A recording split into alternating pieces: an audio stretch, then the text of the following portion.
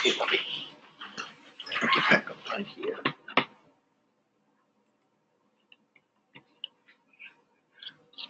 Okay, guys, we're going to be back in just a second.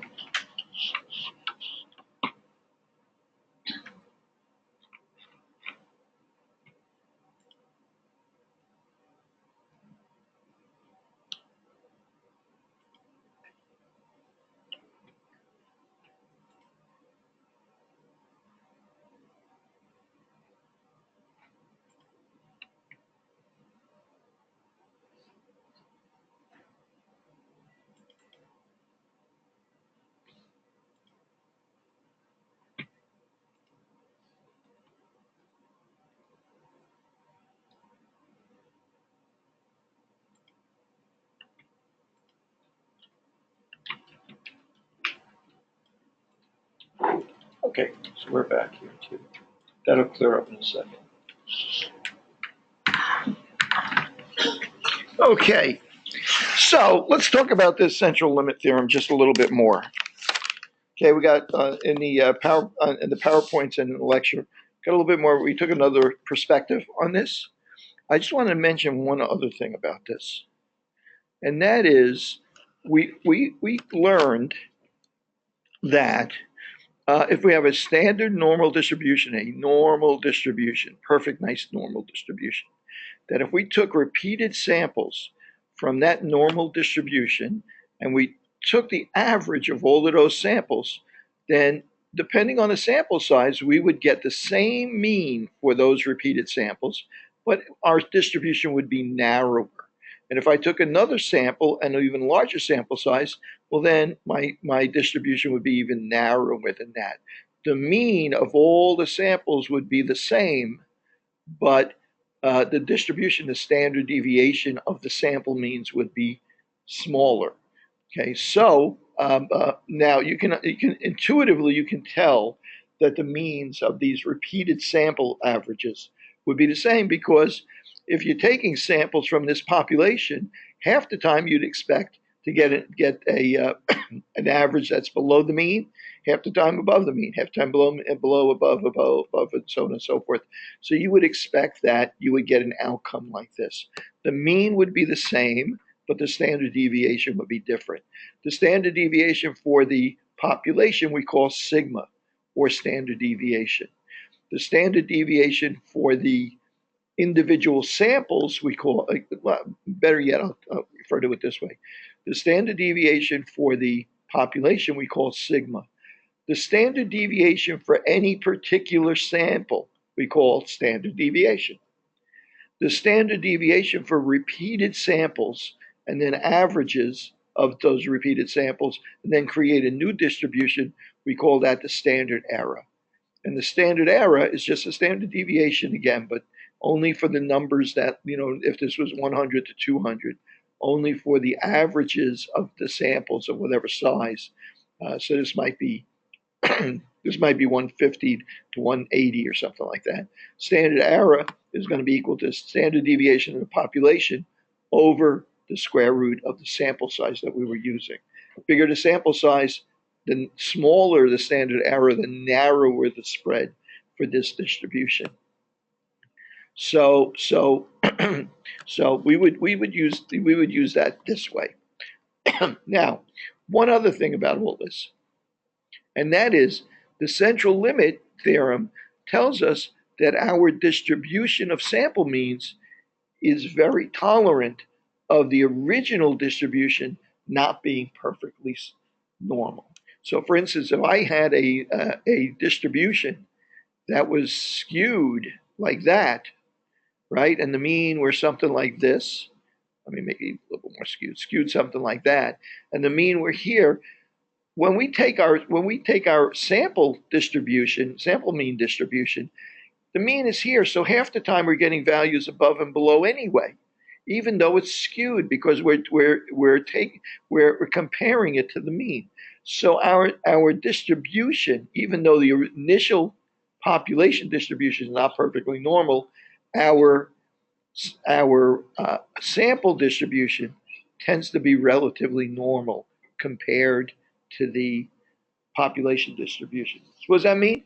that means we don't need a perfect normal distribution in the population to apply the central limit theorem and calculate confidence intervals and t-scores and all the stuff we're going to be doing in the future. So that helps us out quite a bit in terms of the mathematics here, because very rarely are we going to wind up with a perfectly normal, distribution for a lot of the things that we're going to measure. We're going to have a lot of things that will be close to normal, but a lot of them are also going to be skewed one way or the other, or they're going to be maybe a little bit bimodal, or they're not going to be perfect normal distributions all the time.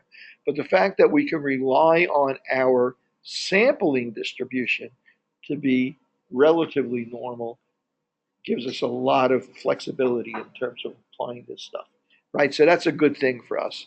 Okay, so let's actually go ahead and take this confusing mess of different kinds of situations that we're going to be in and see where we apply all these different rules.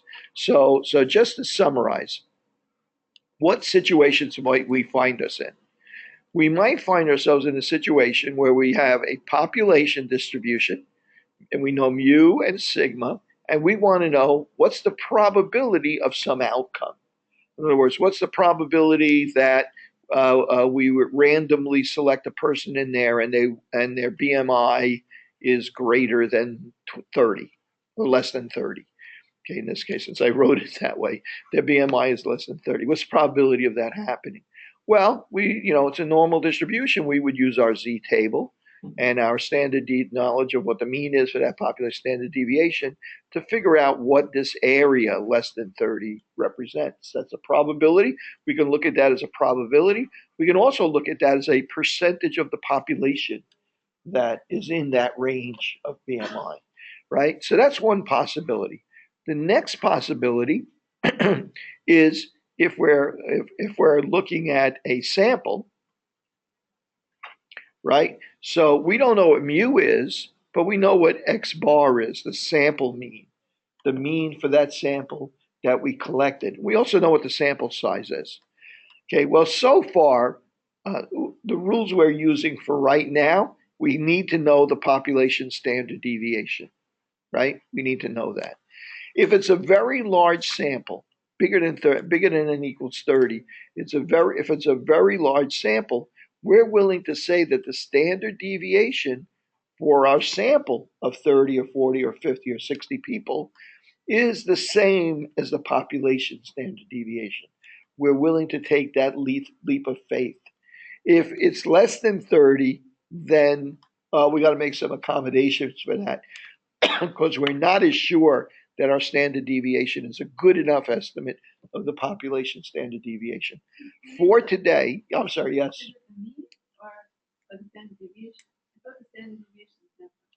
I'm sorry. Oh, okay, sorry. So for our purposes, for tonight and for the first exam, for the first couple of homeworks, for our purposes, I'm always going to tell you what the standard deviation for the population is, right?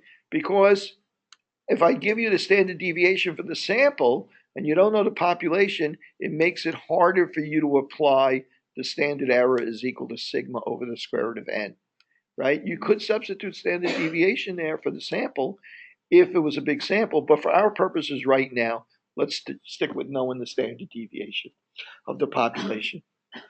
As we move forward, we'll see what accommodations we got to make for smaller samples. And the smaller the sample, the bigger the accommodation to the sample size, to our lack of knowledge about the true variability. Let me just get over here and make sure I can see the chat box here so I can tell what's going on there. Okay, you guys are all back there. Good. Okay. Okay, good. Hello. Let me make sure you're all muted here so we don't wind up with some echoes or dogs barking. Okay. It's okay. I like dogs. They get a little annoying when they bark too much, but so at any rate. So now, oh, we have a question. Yes. We got a question from the material we just watched. Yes, go ahead. What's that?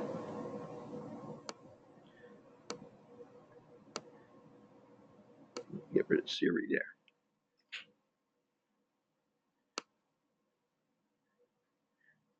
Okay, Christine, can you type in the question? Do we need to know sampling distribution of a proportion for the?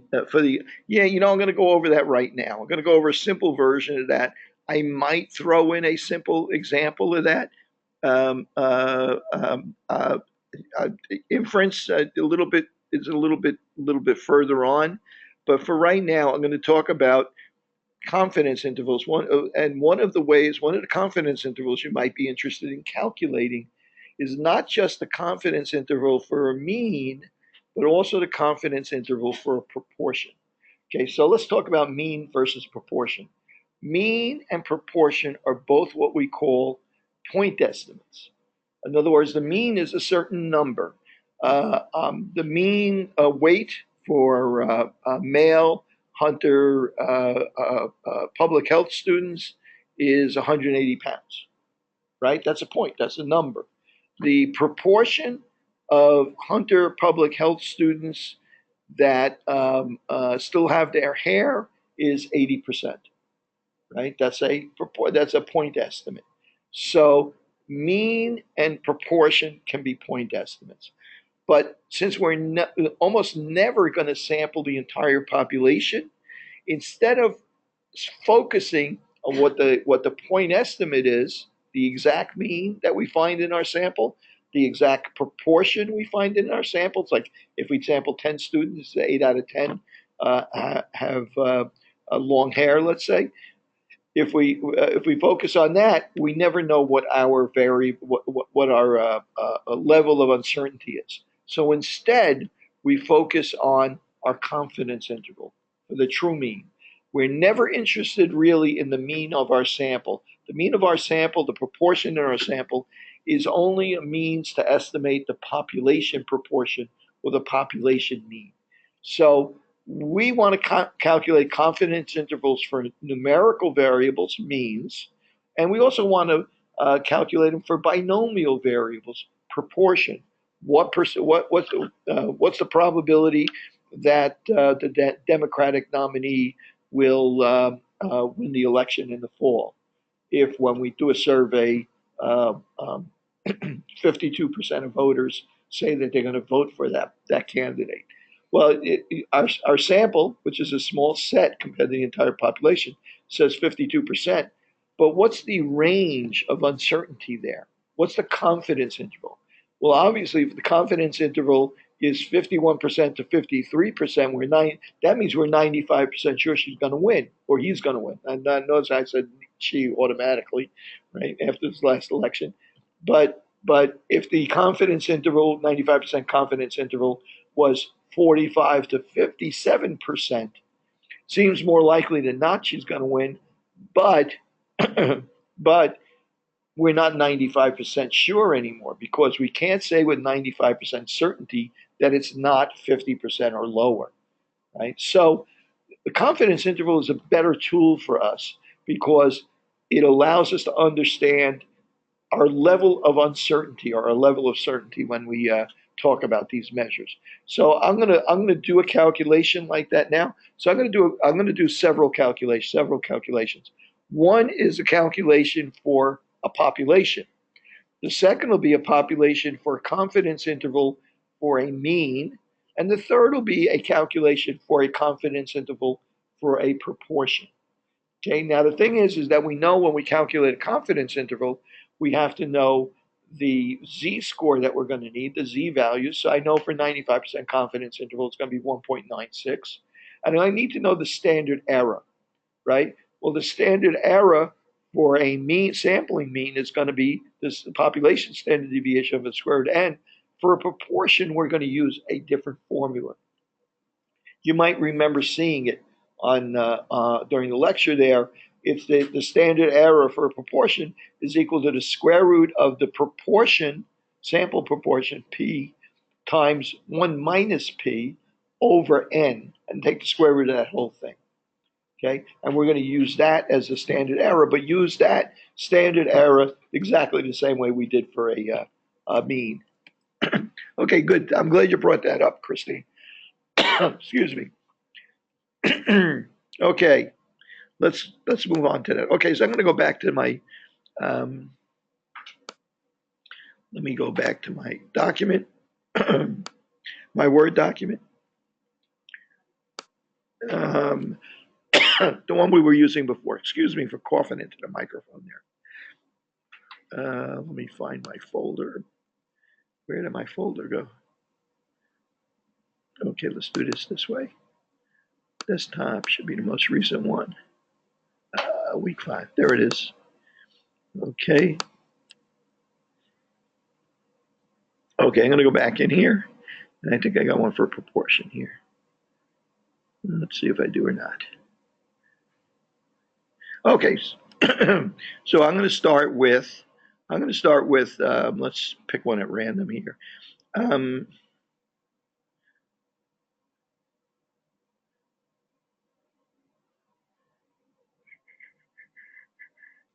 No, looks like we got, okay. I'll make one up right now, off the cuff. Okay, I have a population. The mean is equal to 100. The standard deviation of the population is known and it's equal to 10.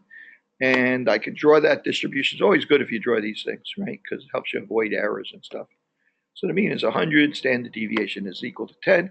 And if I were to ask you what's the probability of picking out someone in this population that has a value of less than 90, right? Well, what would that be? Well, 90 is over here.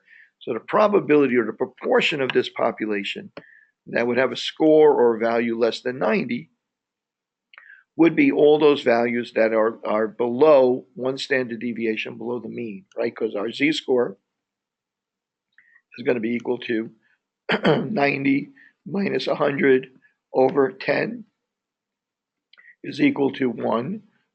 So that's one standard deviation below the mean. So I'm going to use a z-table. Notice without calculating, right? Because if the standard deviation is 10,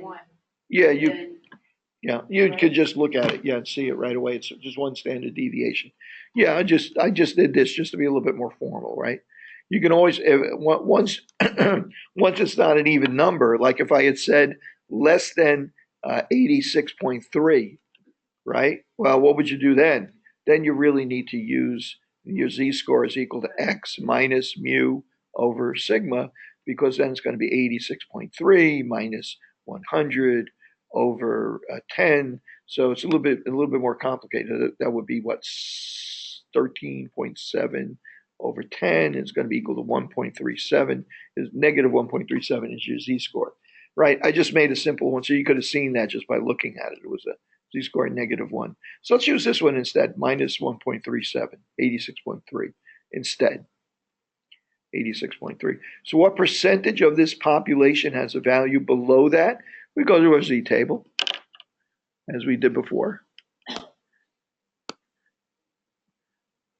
and look that up. Negative 1.37, did I say? 7, that represents 8.53, 0.0853. So the proportion of our population that's below that value is 0.0853. Okay. So for those of you like on the test, if I ask you to give me the answer as a proportion between 0 and 1, you would put in 0.0853, right? So if I asked you to give it to me as a percentage between 0 and 100, you would put in 8.13. Now, what's going to happen is that if that's one of the questions I have set up as an auto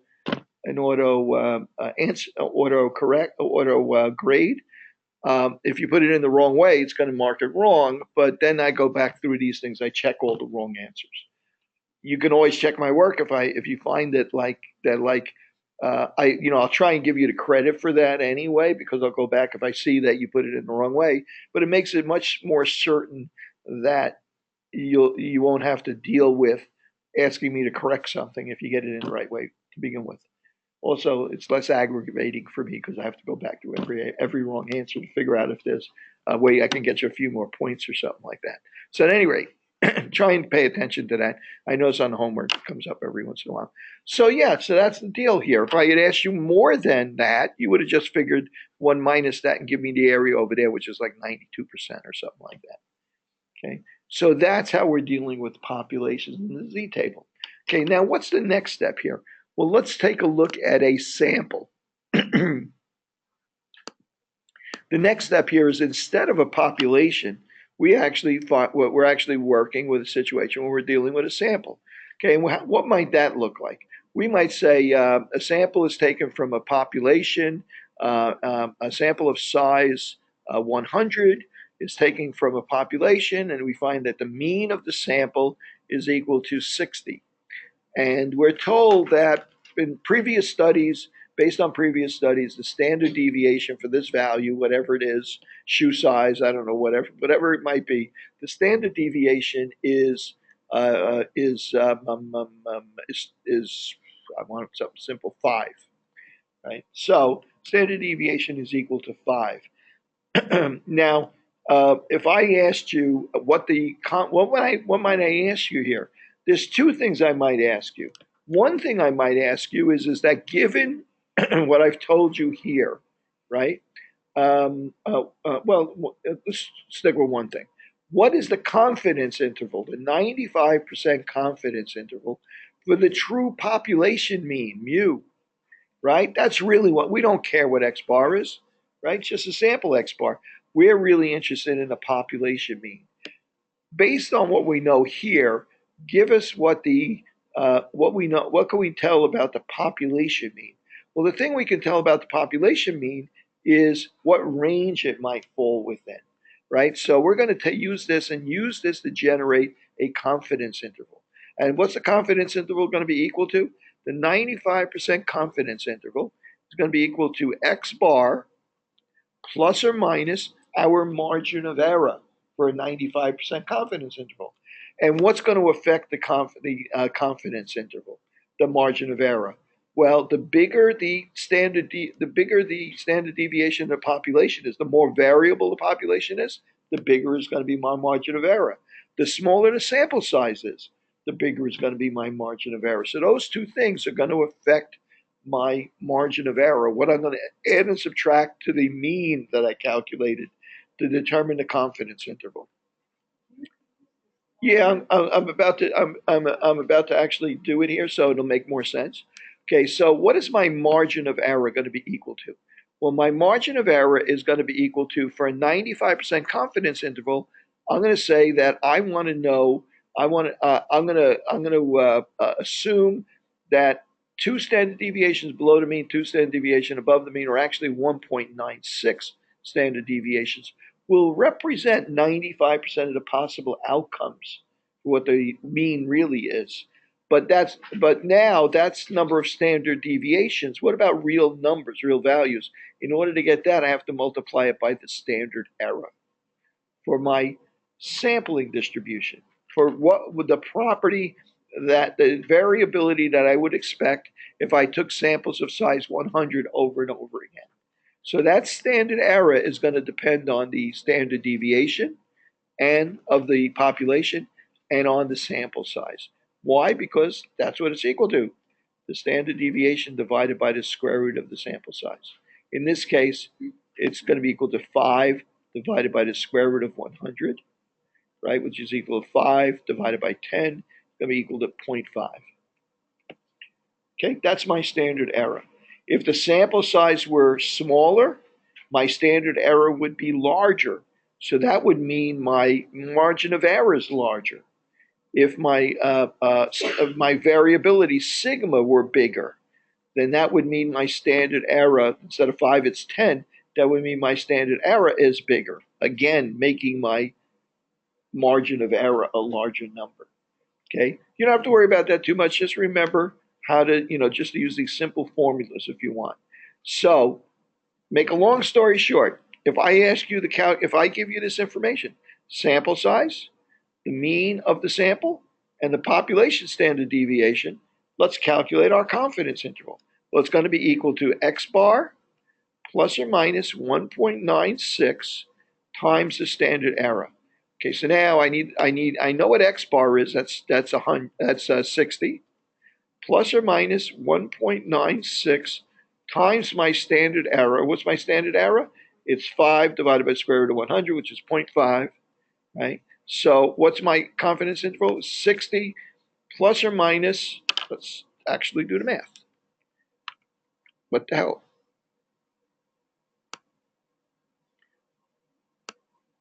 Okay, I'm going to clear everything here. 1.96, 1.96 times 0.5. So my standard error is equal to 0.98. I'm going to put this into my memory. Clear. And I'm going to take 60 minus my margin of error. And that's equal to 59.02. The other one's going to be simpler. So my confidence interval is going to be 59.02, comma, 60.98. Right? Now I add and subtract 0.98 to that. And that's my 95% confidence interval. What if I had told you I want a 99% confidence interval? What would change here?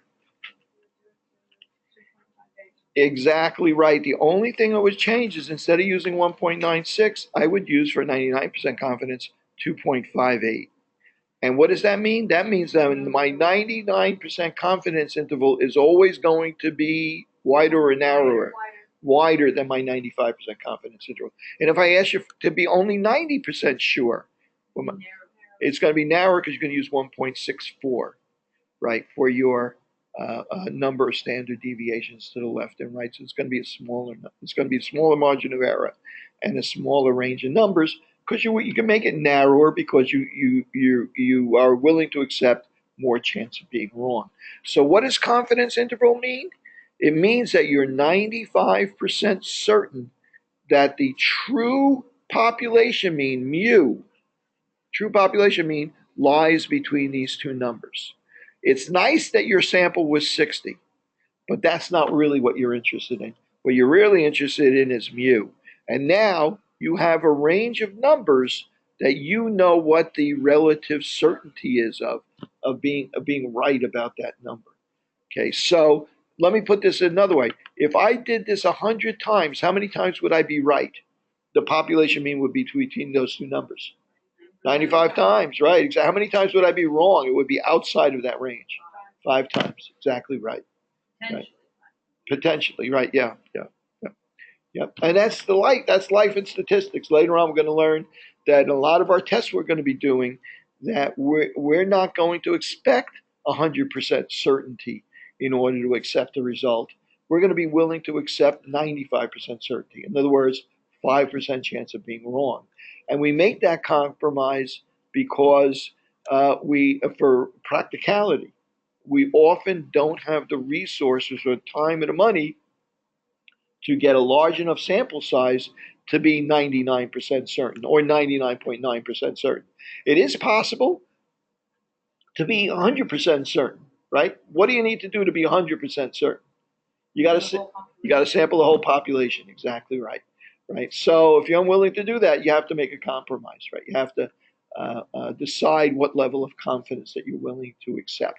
Okay, so now let's move on and let's do another example, except this time we're going to look at that proportion situation. Yes. Yes. No, on the chat. What did I do? Oh, I'm sorry. Yeah. Okay. Why? Oh, good. You guys are keeping up there. Plus, the confidence interval is lower. If the confidence interval is lower, you mean the bell curve is wider? If the confidence interval is smaller, right?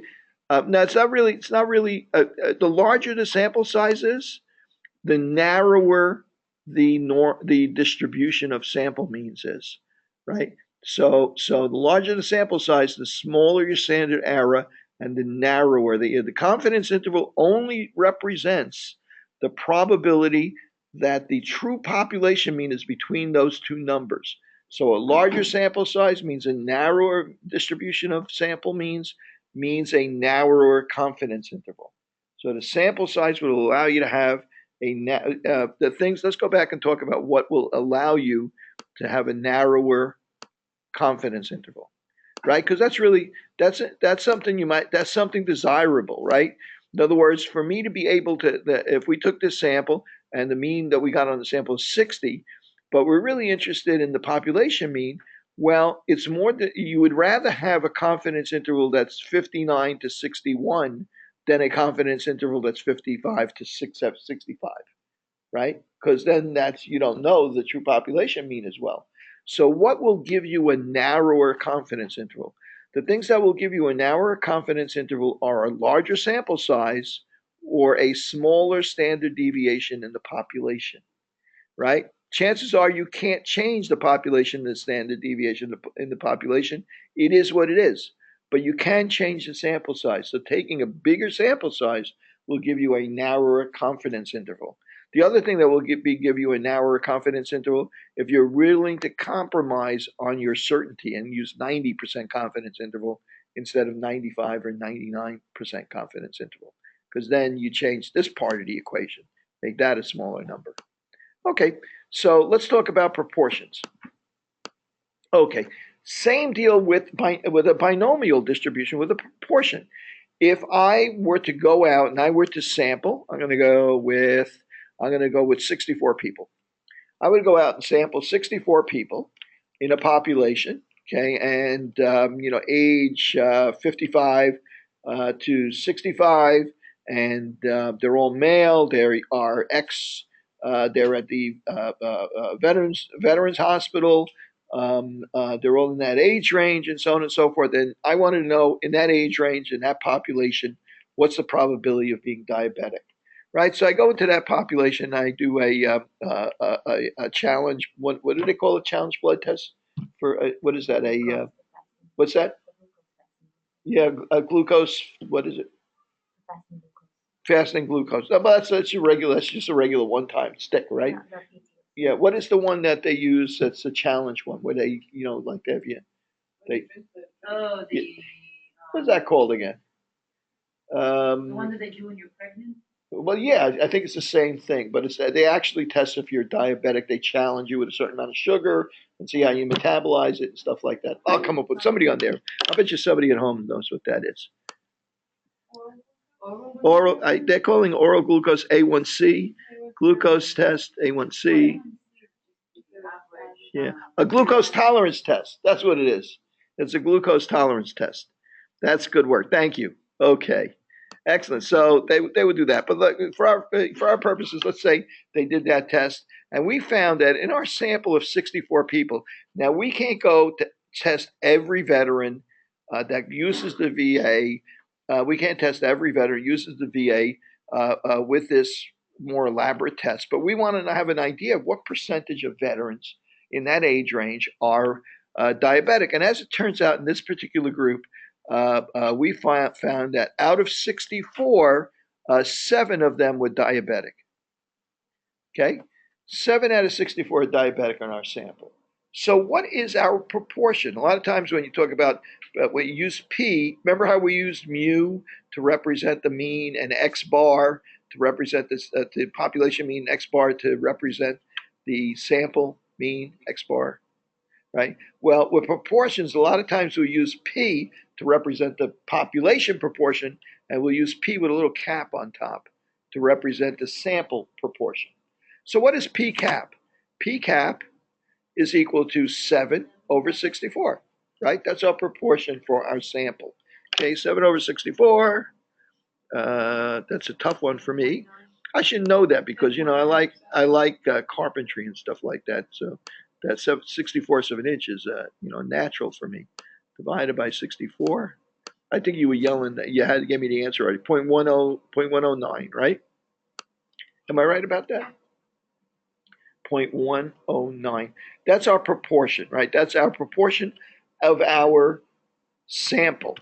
Yeah, but I ain't interested in a proportion of our sample. I'm interested in our population proportion. So, and I want to know what level of uncertainty I have about it. This, I don't know how certain I am. Just happens to be that that's what I got when I tested 64 randomly selected veterans, right? So I need a confidence interval is what I'm after. I'm going to do it the same way I did before. I'm going to use the same formula, P cap, plus or minus for 95% confidence interval, plus or minus 1.96, the z-score, or 95% confidence interval, times my standard error. Okay, so I know what p cap is. It's 0.109.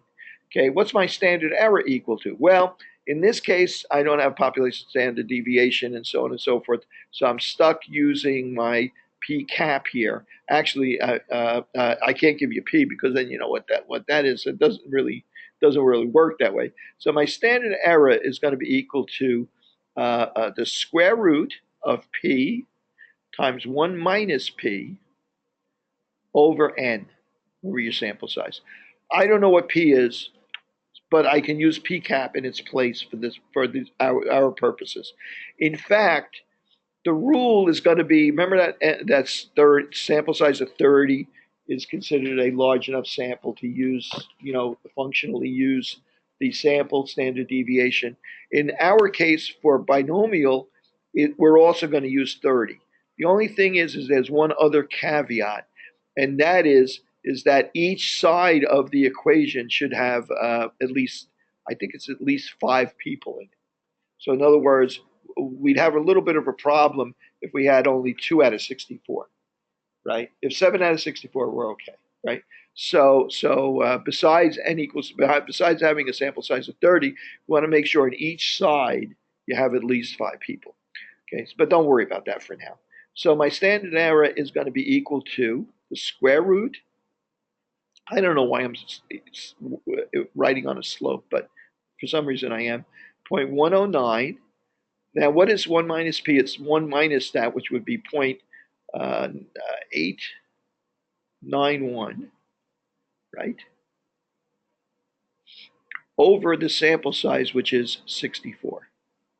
Okay, I'm purposely not using nice round numbers here, just so that we can, we can ignore the round numbers and just go through the motions here, but focus on what the relationships are here, what the calculations are based on. So I need to solve this now. Okay, so that's going to be equal to 0.109 times 0.891. Okay, that's equal to that, divided by 64 is equal to that. And I'm going to take the square root of that number. And that's equal to 0.038. Well, let's say 0.039. That's equal to 0.039. Okay, so that's my standard error is 0.039. So I'm going to go back to my formula here for my 95% confidence interval. So it's 0.109 plus or minus 1.96 times my standard error, which is 0.039. Okay, so it's 109 plus or minus, let's go back to the videotape here. Okay, clear. Actually, I could have left that in there. Memory plus. Oh, no, I'll leave that out. Okay, times 1.96 equals 0.076. I'm going to put that into memory. Clear? And I'm going to take 0.109 and subtract that from 0.109. And it's equal to 0.32. I'm going to call it 0.33. Actually, I'm subtracting 1.96 times 0.039. It's about 0.08. For our purposes, I'm going to say 2 times 0.04 is 0.08. So I'm just going to call it 0.08 so I don't spend all day here, right? So 0.109 plus or minus 0.08, that's going to be 0.029, right? And now I'm going to add it to it, right? Margin of error, I'm going to 0.189. right? Roughly 3% to uh, to 19%. So I'm 95% sure that the true population mean, or the true population proportion of veterans being diabetic is between 3% and 19%. That's not much help, is it? Right? It's a very wide confidence interval. How could I improve this? Get a better confidence interval, right? Well, there's a couple of ways I can improve this. And one is if my standard error were bigger, but I can't affect that, right? Because it is what it is, my sample size. So we can make my sample size much bigger. Let's do this again, except let's imagine that let's say it's 109 out of 1,000 people. Say my sample size were 1,000. Okay, I'll do it again. N equals 1,000. Number of diabetics. Out of that is 109. So our PCAP is still the same, 0.109, right? Okay, still the same proportion, except this time my confidence interval is going to be PCAP plus or minus 1.96 times my standard error. Okay, so that's going to be 0.109 times the square root of 0.109 times 0.891 over my sample size, which is 1,000. I hope you guys are checking my math here as I'm doing this, especially you guys at home that have all sorts of like resources. Clear, clear, clear, clear. Okay, so 0.109 times 0.891 divided by, 1,000 is this, and the square root of that is going to be, well, about 1%, right? Square root of that is going to be 0.095. I'm going to call it 0.01, right? This is about 1%, okay? Is going to be equal to plus or minus 1.96 times 0.01, okay? So that's going to be roughly 2 times 0.01. It's going to be a 0.109 plus or minus 0.02. So now my confidence interval is 0.089 to 0.129, roughly 9% to 13%, 0.09 to 0.13, right? Narrower confidence interval. How do we get that narrower confidence interval? By increasing the sample size, right? Okay, because there wasn't much we could do about standard error because it is what it is. It's whatever we get when we do our sample. So what did we do here? Number one, we dealt with a normal distribution and a population, right? And figured out what the probabilities were of randomly selecting people from that population below a certain number, above a certain number. And we used either the empirical formula or the Z table for that. Then we looked at 2 point estimates. We looked at point estimates for numerical variables. In that case, it's a mean. And we looked at the confidence interval for the mean, right? And based on what we knew as our sample mean, what we were going to use for our what level of confidence that we wanted. In other words, a z-score like for a 5% chance of error, a z-score of 1.96 or 2.58, and what our standard error is. And the standard error we calculated based on the standard deviation of the population, which I'm giving you for now, divided by square root of sample size, and I use that to calculate my confidence interval, x bar plus or minus 1.96 or whatever other value times my standard error, which we calculated here. And then finally, we looked at the idea of a binomial variable, right? Like diabetic, like male or female or whatever, something that has 2 values, which is a proportion. And I did the same thing. I said, okay, my confidence interval for the true population proportion for P is P cap plus or minus 1.96 for 95% times my standard error. The only deal there is that my standard error now is calculated by the square root of P times 1 minus P over N. And then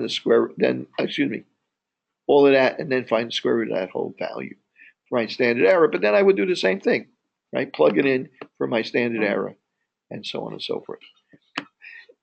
This is not rocket science, right? Pretty simple, right?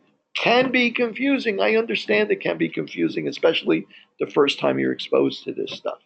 Okay, but like I said, I have a link that I put up for tomorrow night. I think I don't know if I said 9 o'clock or something like that. 9 o'clock for 9 o'clock tomorrow night. If you can join me, that feels free to join me. If not, I'll try and get it uploaded tomorrow night. Like before midnight or something like that, so that tomorrow morning you can get up and take a quick look at it or something like that. If you can't join us, and if you have a specific question, if you email it to me, make sure you put PH750 into the subject line, because I have my email set up so it automatically grabs that, puts it into a special box, so it doesn't get lost in the 1,000 crapola emails that I get a day. I've been using the same email address for the last 800 years, so you can imagine what kind of nonsense is in that thing. So I get a lot of junk emails. So I don't want to miss your email. So if you got to put that if you put that in the line, it's hard for me to miss it. We have a few questions that we can do that are similar to like the exam, or Yeah, and matter of fact, there's some more on this on this document. right, but we don't have the answers. Well, I'll tell you what. Correct. I'll post the answers by tomorrow night. So just so we can kind of. Yeah, sure, I understand. I understand. Yep. And if there isn't a proportion on there, I'll add a problem that has some proportions on it or something like that. Okay. By the way, I'll also make sure I grade all of the assignment one things, because I don't think did it automatically give you grades. Probably not, because it's waiting.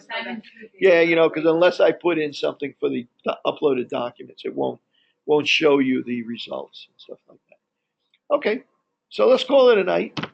And those of you that can make it tomorrow night will have an extra little session. I'm sorry? Oh, that's a good question. I think probably about half the test is going to be maybe about 10 or 15 questions. Going to be like short answer, multiple guess kind of stuff. And then there's probably going to be maybe 3 problems of some kind, some nature. So how many in total? Oh, I don't know. Are you going to teach after, or No, just the we're test just will going be to take. I'm going to give you the whole time to do the test. Okay. Okay. Have a good night. Thank you. Good night, guys. I'm going to be here. I'll try and be here at 5. If I'll probably start at 5:15. So that if because I know this. You remember there was this little issue with what time we're supposed to be starting and stuff like that. And I think some of us 5 and some of us 5:30. So I'm going to start at 5:15, but I don't think your time will be a real issue. On the exam, I think you'll probably be able to get done within an hour and a half, 2 hours or something like that. But if it turns out that it's a little bit of an issue, I'll stay a little longer so that, you get a little bit extra time. You think it's only an Yeah, well, I mean, you can, hour? I, Depends how comfortable we feel. Yeah. During the. yeah, obviously, I mean, some people are going to get done very quickly. Others. Hey, guys online, tomorrow night is online only. Unless you're going to come to my house, it's online. Okay. Take care, guys. 9 o'clock. I'm not coming here at 9 o'clock. Take care, guys.